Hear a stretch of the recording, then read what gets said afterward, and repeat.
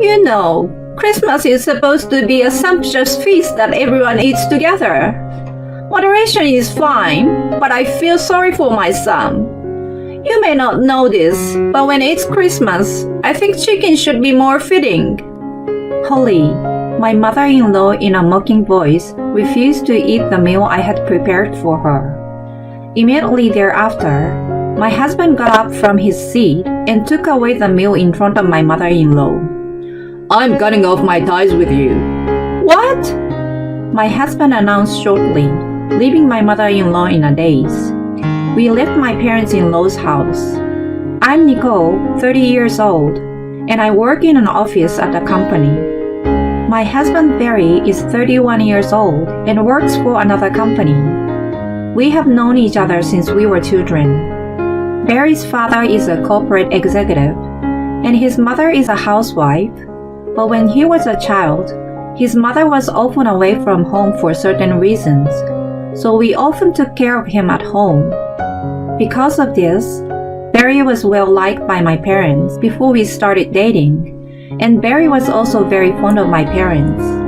We were together all the time, and although there were times when we both went out with different people, we naturally started dating and got married.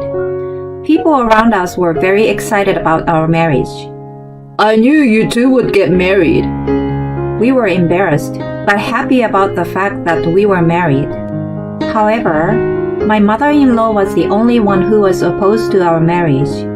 The reason was that I had grown up without a mother, and also because Barry was supposed to be matched with a young lady who knew my mother-in-law. It was my mother-in-law's idea to marry him off, but Barry and my father-in-law ignored it. My mother-in-law directed her anger at me. My mother passed away due to illness when I was in junior high school. But then, my mother-in-law looked at my family this way.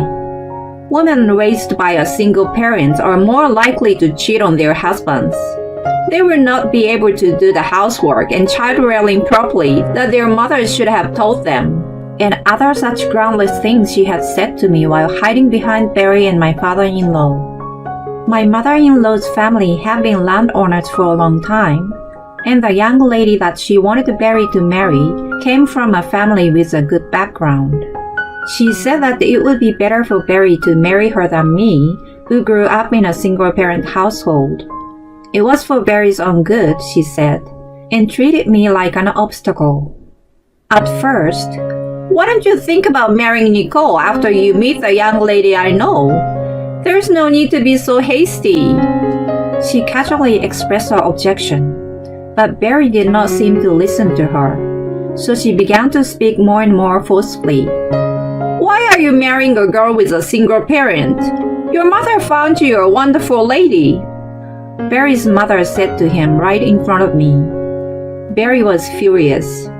I'm not interested in that woman, and I don't care if Nicole has only one parent, or if she's an orphan, or if she had both parents. Don't ever say that crap again. Since she got told off by him forcefully, she hid away from him, but still continued to repeatedly harass me. You need to get off your butt and leave Barry. If you love Barry, then get out of his sight so he can be happy. She kept saying, happiness is not something to be decided by the parents. You say I can't do my chores because I was raised by a single parent, but I was the one who took care of the house while my father was at work, so don't worry. I counters my mother-in-law's words, but the fact that she called and even went as far as to belittle my father and tell me to leave Barry, I decided to discuss this with him. As a result, we had no choice but to stay strong until the wedding, but after that, we would keep our distance from his family, except for weddings and funerals. I especially won't have anything to do with my mother-in-law. We were both settled in our jobs, and we got married when I was 25. For the next 5 years, as Barry had said, except for the occasional visit from my father-in-law, we had very little contact with them. We had a good relationship as a couple, and 1 year before Christmas, I was pregnant with our first child. We were both wondering whether or not we should share it with my in-laws. I received a letter from my mother-in-law apologizing to me. At the time, I was so sad that Barry was no longer in my care that I took it out on you. I couldn't apologize right away because I didn't know how I would look to you. I am so sorry. I was quite surprised at what my mother-in-law had written, but if she were really sorry for what she had done, I would tell Barry about it. And then, on Christmas Eve, we would decide to go to my in-laws' house and tell them about the pregnancy. I am still not sure if I can trust everything in her letter, but we'll have to tell them about the baby eventually. We'll see how things go this Christmas. Barry was being cautious about improving his relationship with his parents. Then, on Christmas Eve, when we arrived at my in-laws' house, my mother-in-law greeted us with a smile. She was the first to apologize to me. I'm so sorry for what happened. I've been thinking about it and regretting it for the past few years. So it was really nice to see you again like this. I was relieved to hear my mother-in-law's words and stepped into my in-laws' house as I was welcomed. That day, I spent Christmas Eve talking with my in-laws for the first time in a long time. The next day, however, an incident occurred. I was going to tell them about my pregnancy at a dinner party scheduled for Christmas Day, but I was asked by my mother-in-law, Nicole, it's been a while. Can you help me cook? She said, so I helped her. Although it's a dinner party, it was just my parents-in-law, my husband, and I enjoying a little luxury food and celebrating Christmas. However, my mother-in-law did not help me with the cooking. She left it to me because she said she's in a great hurry to go shopping and prepare for the dinner party. The menu had not even been decided yet, and it was only after 4 p.m. when she told me about it. I felt uncomfortable about it, but when I went to the supermarket, I found some large tacos which were on display, so I bought those. In fact, Barry and I both have fond childhood memories of eating tacos. When Barry would eat at our house, my mother would make these. It's fun and tasty when we all cook and eat together. She'd say, Barry would always remember this, even as an adult. Nicole's mother was always very attentive, so I really enjoyed eating at your house because she took care of me when I ate alone. I was able to forget how lonely I was, he told me, and I responded. It was really fun to eat tacos together, wasn't it? Thinking back on it now, it was also easy because all we had to do was prepare the ingredients. I laughed. And then the dinner party started, and I had just laid out the ingredients for the tacos on the table. My mother-in-law, who was watching me, opened her mouth and said, Oh, you're serving tacos on Christmas? Yes. Well, you told me about what I was going to cook a little late. I can't cook anything elaborate. And besides, in our family, tacos hold a special meaning for us. Is that bad? You know, Christmas is supposed to be a big feast for everyone. Moderation is good, but this is not good for Barry. You may not know this, but Christmas is all about chicken. I couldn't hide my surprise at these words, and I looked at my mother-in-law's face. She was grinning and making fun of me. Then, Barry stood up and took my hand. Let's go home. I'm cutting off ties with her. What? Barry's words were followed by my mother-in-law and my voice. And then, my father-in-law Calvin spoke up. Holly, weren't you trying to improve your relationship with Nicole? In response to this question from my father-in-law, my mother-in-law stared at me with a serious look on her face. She began to answer in a voice that sounded as if she was really worried about Barry. I was going to, but this isn't going to work. You brainwashed Barry, and you're not fit to be our daughter-in-law after all. I have apologized to you, and you're still using Barry to do hurtful things to me. What? My mother-in-law's comment confused not only me, but also Barry and my father-in-law. According to my mother-in-law, she really wanted to improve her relationship with me. But she decided that it was impossible. And then, it turns out that the lady she tried to match with Barry before also got married, But because of the woman's infidelity, she got divorced and is looking for a new husband. So my mother-in-law decided to bring it up to Barry again. So she sent me a letter of apology to have him come to see her at Christmas. I later heard that while I was out shopping, my mother-in-law had casually told Barry about it. At this point, Barry was already angry with his mother.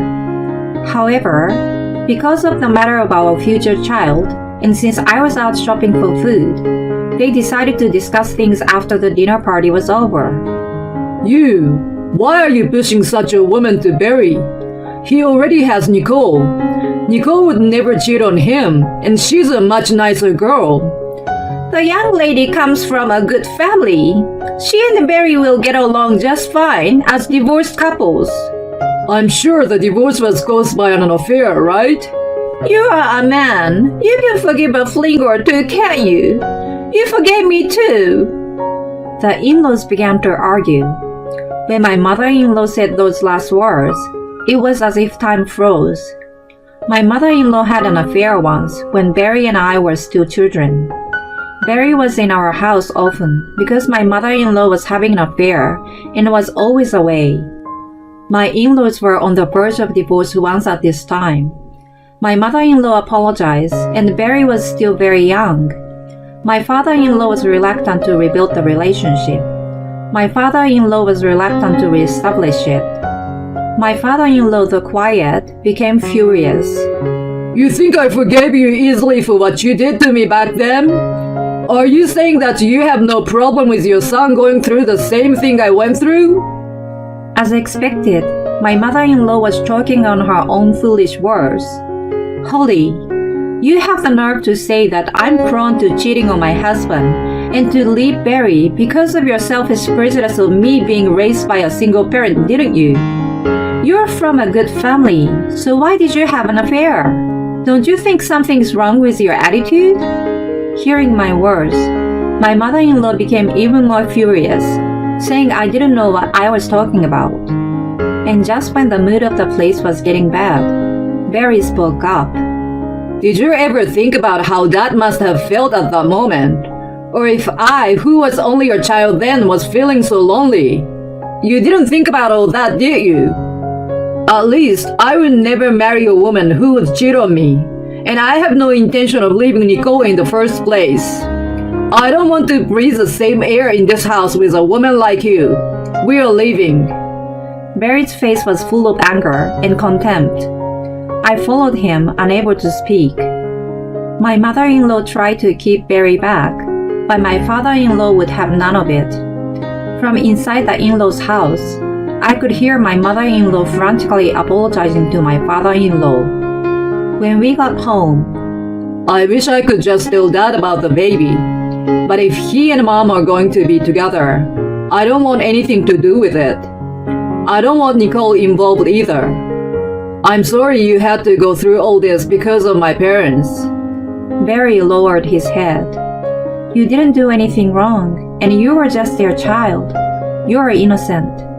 I couldn't do anything but reply. Later that evening, as we were relaxing at home, Barry received a call from his mother. Barry seems to be arguing with her. I could tell from the way Barry was acting that the discussion between the in-laws was not going to end well for my mother-in-law. I sensed from Barry's behavior that the discussion between his parents had ended badly for his mother. My parents are getting a divorce. My dad was going to divorce her when I came of age, but he has been holding out until we got married so he wouldn't have to worry about us.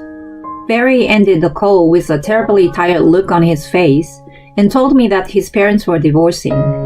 My mother-in-law called Barry for my father-in-law, who had told her he was getting a divorce.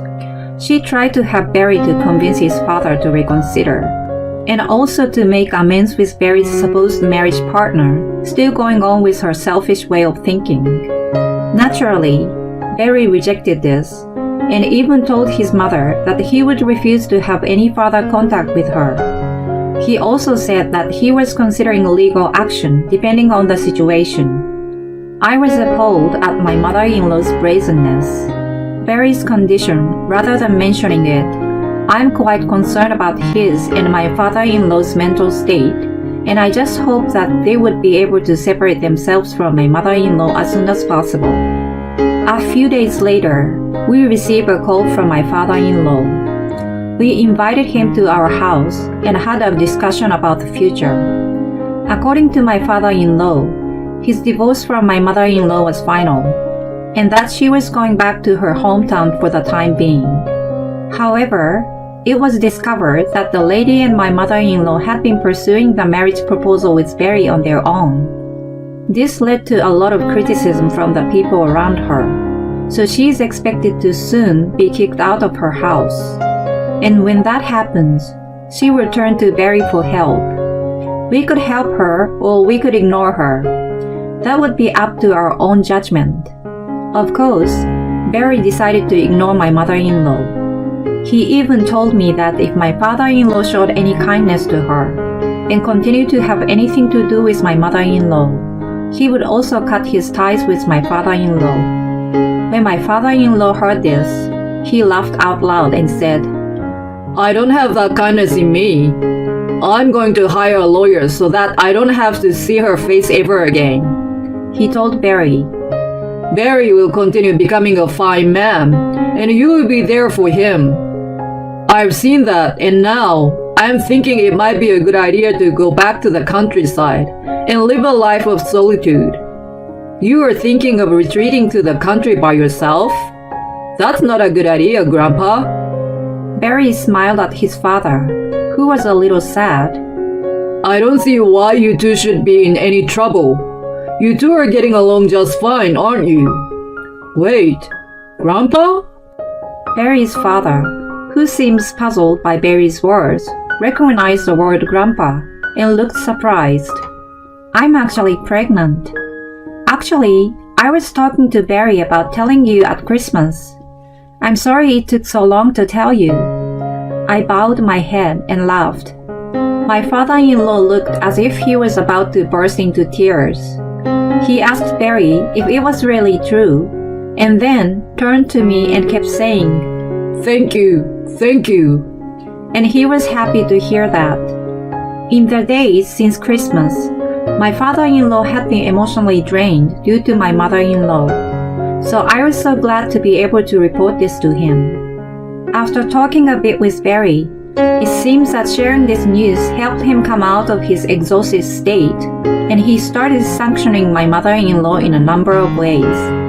First, in order to rebuild things, he meditated on that time when she was cheating on him, demanded restitution for the use of their savings, and asked me to submit and disclose to my mother-in-law's family her bullying and verbal abuse towards me.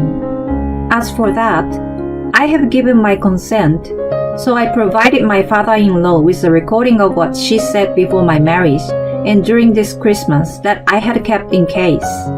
Upon hearing this, my mother-in-law's family members became even more critical of her. My mother-in-law, who had nowhere else to turn but her parents' home, began to spend her days under cold stares. Only once did my mother-in-law contact Barry. I don't consider you my mother anymore. I don't even want you in my life anymore. I'm talking to my lawyer, so any communication with me will have to go through him. I will no longer accept direct contact from you. He hung up the phone and blocked incoming calls from her. And of course, my in-laws divorced. As for the affair that Barry's mother had when he was a child, my father-in-law was not able to file a claim due to the statute of limitations. But he would also explain why whenever he got asked about the reason for the divorce. My mother-in-law told her own family and friends that she was getting divorced due to a daughter-in-law issue, and that she was a victim in this situation. The truth about my mother-in-law's affairs spread quickly, and she completely lost the trust of the people around her. My mother-in-law, who had always had a lot of pride, had a hard time even finding a job. My father-in-law told her that she would have a very difficult life in the future. My father was aware of the situation at the time. He said to my father-in-law, "You've been working so hard all this time." He frequently invited my father-in-law to go fishing, which was a hobby he started after becoming single. When things had finally settled down, he was relieved, but still very tired. He has recently started to regain his energy. He and my father have become so close that they often drink together as well as go fishing. As for me, I have morning sickness, but my baby is growing well. I am having a comfortable pregnancy with the support of Barry, my father-in-law, and my father, who take care of me every day. I had only found out by my mother-in-law's affair when our engagement was finalized, but I remember the sad look on Barry's face at the time. We would never let that happen to our child, so Barry and I always talk about how we want to raise our child with love and care. Take care of yourself. My mother-in-law loved saying that to me all the time. But now, she wanted to be taken care of because she got hurt in a car accident she caused. I'm her eldest son's wife, so she expected I would take care of her. Even though, until now, she's always harassed me, told me to take care of myself. Even if she needed help. The fact she's forcing it on me because I'm her eldest son's wife. I was reaching the limit of my patience. The anger inside of me exploded, and my true feelings for my mother-in-law came out like a raging torrent. My name is Chloe. I'm in my 30s and work as a pediatric care nurse in my city's general hospital. When I was in my 20s, I worked full-time and did my graveyard shift. But since I gave birth to my son Paul, I decreased my number of shifts a bit. But working as a nurse, you rarely get to end work exactly at 5 p.m. If an emergency case came in, I would have to work overtime. Even if I had a night shift, I probably wouldn't be able to leave work exactly on time the next morning. But I was proud of my job and put my all into it. I began living with my in-laws after I married my husband, Francis. We built our new home on the same spot that my in-laws' house used to be, so they naturally began living with us. I wasn't against this at first, but my mother-in-law gradually began revealing her true nature, and it became very uncomfortable for me to be at home. My father-in-law was a man of a few words, so I never knew what he was thinking, and we never argued. But my talkative mother-in-law would always insult me the moment she sees me. Why aren't you doing anything when you are the wife? Do you really think it's okay to keep forcing your husband and in-laws to do things for you? As she said that, she began to pick up toys scattered around my son's room. I knew that my son would make a mess again as soon as he saw his room was clean. So I always waited until he was asleep to start cleaning. Even though my mother-in-law also knew that very well, she would complain that I do nothing and pick up Paul's toys while groaning. I never asked her to do that. And I would clean when Paul went to sleep anyway. If I was stuck at work late and couldn't clean, Francis would do it for me, trying to make me seem like a bad person just because of this. Of course, I was annoyed with my mother-in-law. It was my husband who proposed we live together like this, though I was busy in the hospital working as a nurse. Francis worked remotely and was nearly always at home. He wasn't very busy most of the time, so he would do a lot of housework himself. Most people would consider him a wonderful husband because he did that. But of course, my mother-in-law didn't feel that way. A woman is supposed to do her housework. Especially since you married into our family. You should do everything. And yet, you use my precious son this way. My mother-in-law didn't realize I was ignoring her, or maybe she just didn't care. Not that my mother-in-law ever did anything around the house.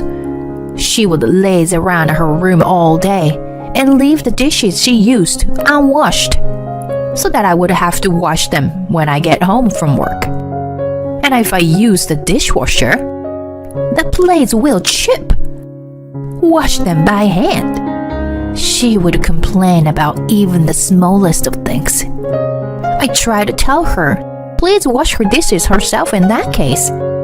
Since we are letting you use this land, you should do at least this for us. Your role here is to take care of our family. Take care of this yourself.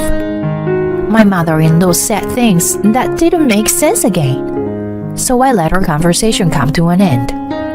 Annoyed, I decided I will avoid talking to my mother-in-law. A few days passed.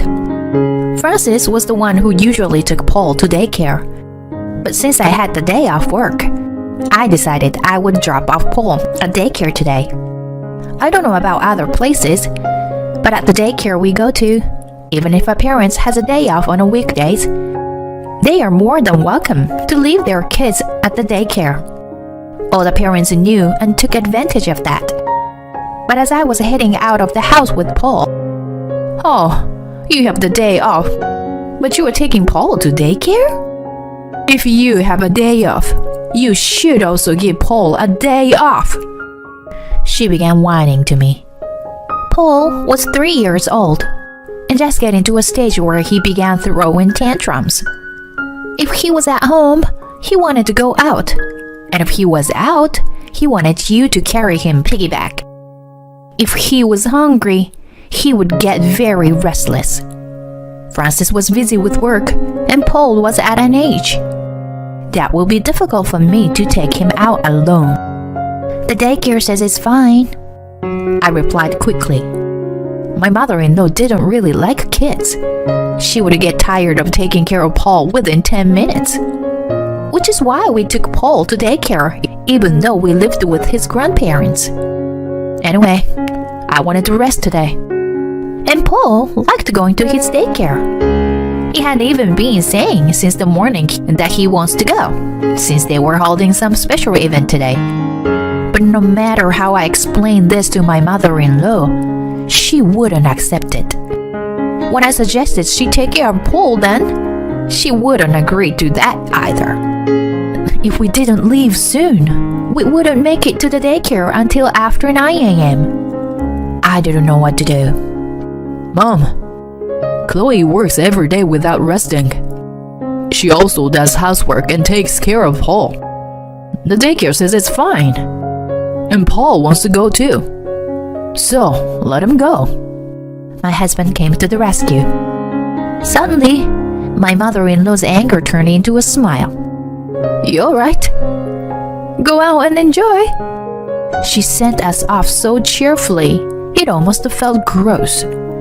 Francis was her only son, so she really loved him. She would easily accept just about anything he told her.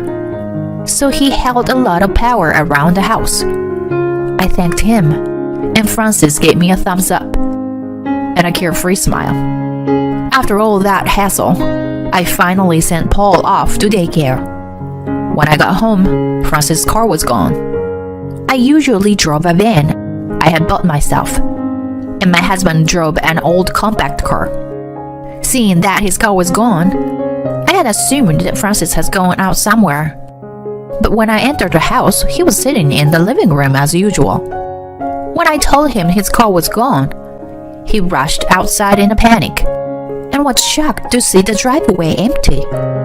His father was in his room watching TV.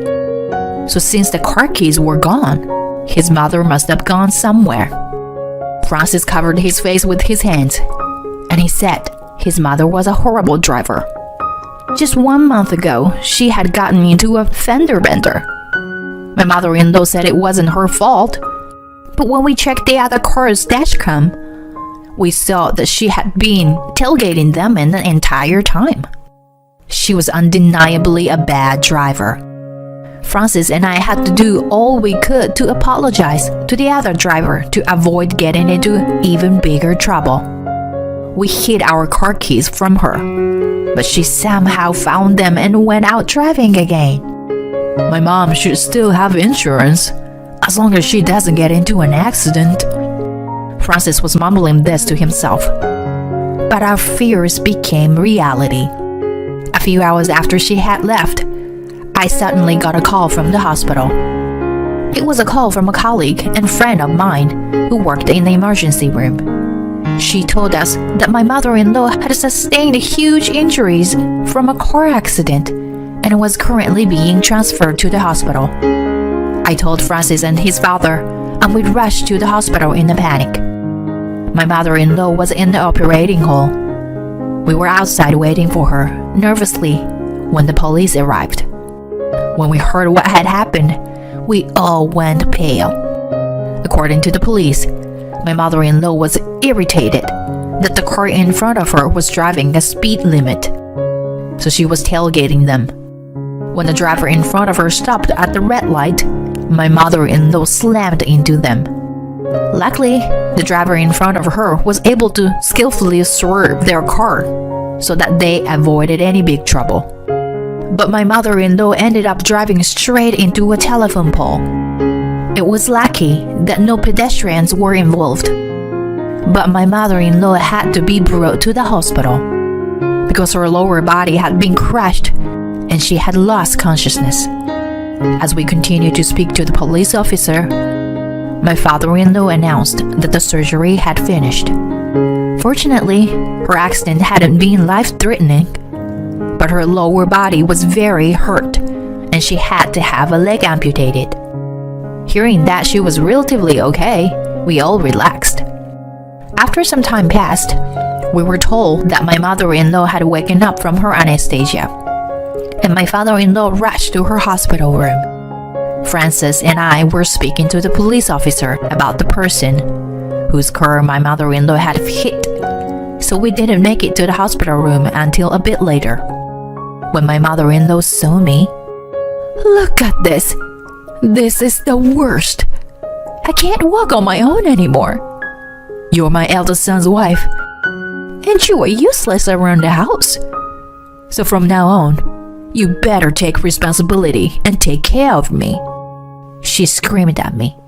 My father-in-law gave his wife a stern look, and Francis opened his mouth as if he wanted to say something. I had reached my limit. Until now, I'd been able to deal with her selfishness and accept the mean things she said to me. And in order to save her the trouble this time, I even spoke to the police for her, even though she only thought about herself and just caused everyone around her trouble. She was now trying to force me to take care of her. I lost my patience. Shut up. Take care of yourself. That's what you always tell me, right? The anger inside of me exploded, and my true feelings for my mother-in-law came out like a raging torrent. I forgot that my husband and father-in-law were next to me, and I let out all my frustration at my mother-in-law. Francis's father is the one who letting us use the land, and he's the one who gives you all the money you use, right?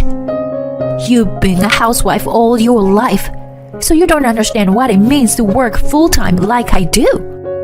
I couldn't stop myself from letting everything out. I normally would just timidly say that full-time and part-time housewives should all help each other out as much as possible.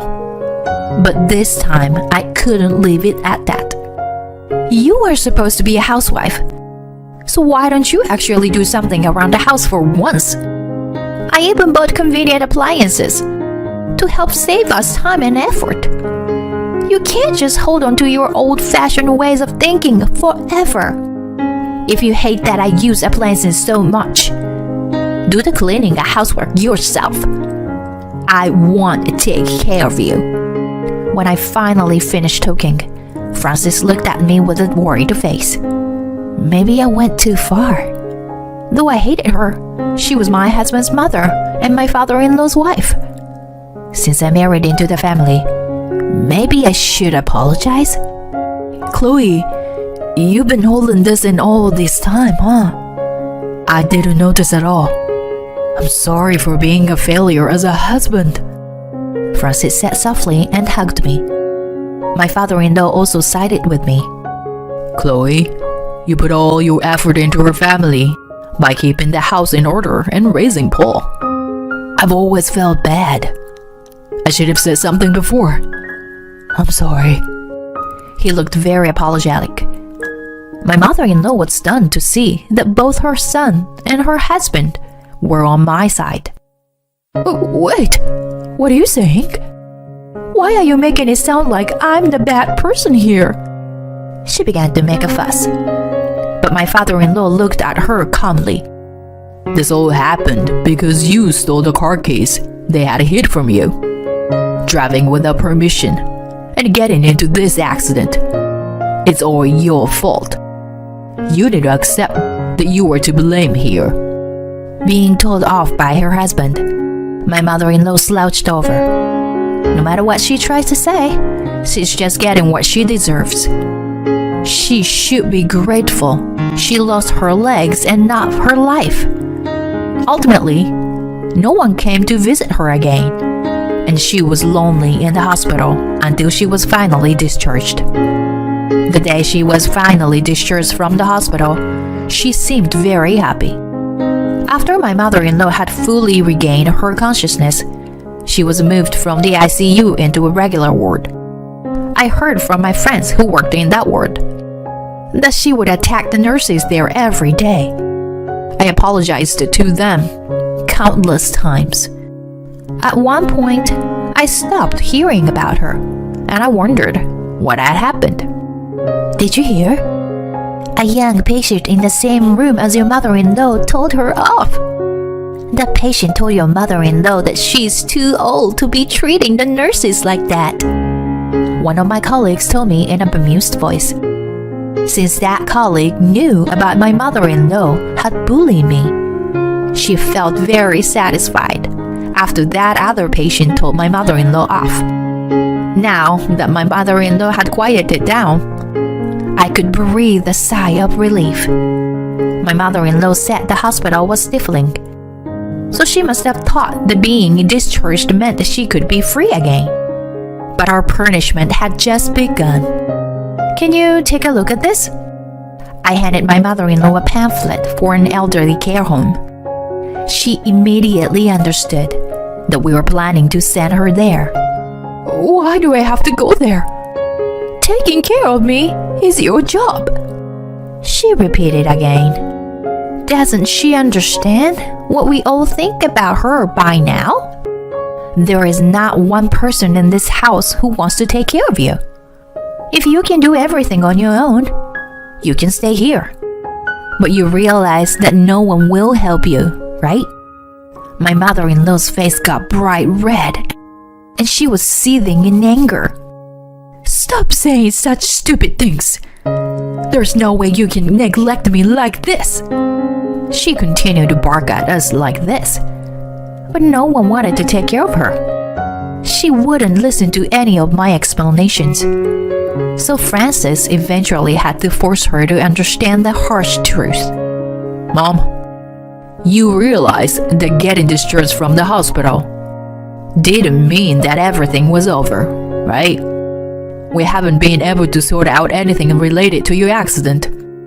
Can you take responsibility for totaling my car? By telling you to do everything yourself, we mean taking responsibility for your car accident as well." Being told this, my mother-in-law was silent. The driver of the other car recovered from all of their injuries within a month. The passenger had just suffered from some minor scratches and bruises. My husband's car had been completely wrecked. Our insurance covered the damage of the other person's car, but not to my husband's. Since this wasn't the first time she had caused an accident, it was clear that my mother-in-law would also be punished by the law. Her driver's license would definitely get taken away, and she would probably have to pay around $4,000 in fines. And considering the compensation she would have to pay the other driver, she would have a lot of money to pay.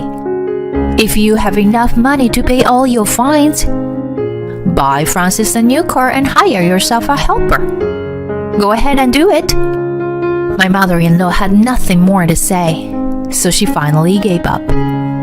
She probably didn't think this would become such a big deal.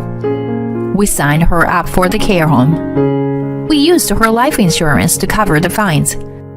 She had to pay the care home cost. Since she had lost one of her legs, she was able to receive disability from the government, which helped a lot. Her driver's license was taken away, and since she was living in the care home, she would likely never have access to a car again. But it seemed her life in the care home isn't all that great. Since she has a bad personality, she hadn't been able to make any friends. She continuously insults all the other residents and attacks the caretakers, so everyone hates her. We rarely ever visit her though, so we don't bother ourselves with that.